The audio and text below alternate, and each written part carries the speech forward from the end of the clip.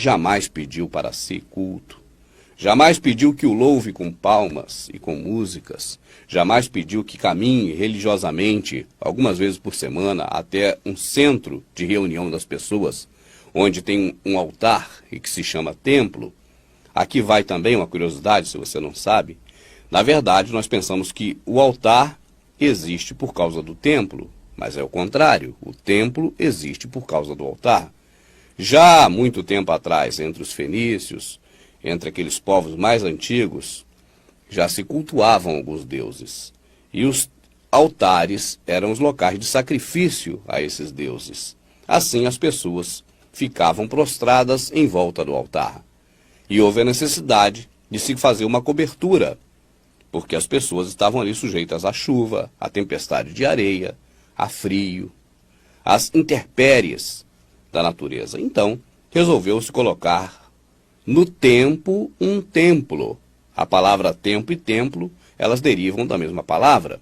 E assim sendo, o templo virou uma cobertura para o altar. E o templo nasceu em função do altar, e não o altar em função do templo.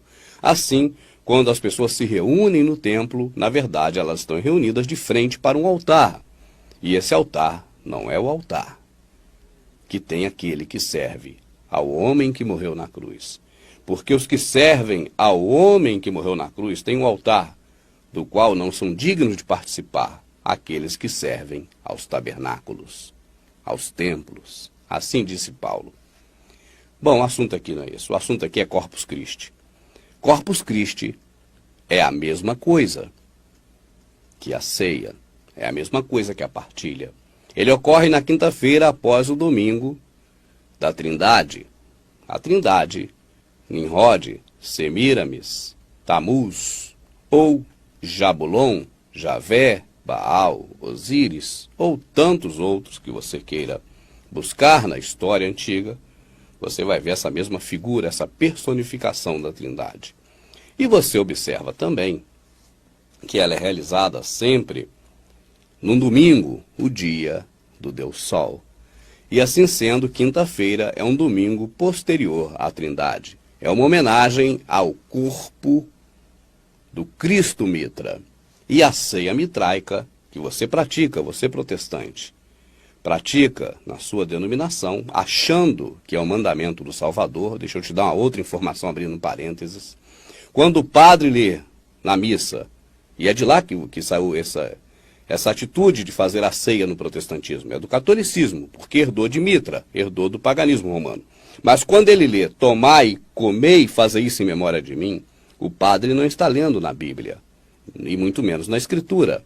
A razão é simples, não há uma passagem sequer na Escritura, aliás, na Bíblia católica, onde está escrito, tomai, comei, fazei isso em memória de mim. Em lugar nenhum da Bíblia católica está escrito isso.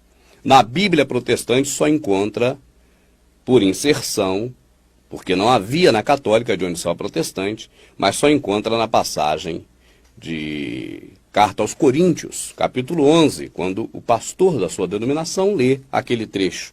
Quando ele lê, tomai, comei, fazei isso em memória de mim, ou seja, induzindo as pessoas a achar que o Salvador está mandando comer e não repartir o pão que é ele próprio, o pastor está lendo numa Bíblia que foi tirada da católica e que tem esse acréscimo, tomai, comei e fazei isso em memória de mim. Sendo que foi tirada da católica, onde não tem essas palavras. Hora nenhuma tem respaldo na Bíblia católica para o tomai e comei e fazer isso em memória de mim. Ou seja, quando come e bebe, faz em memória do Salvador. Em lugar nenhum na Bíblia católica tem isso.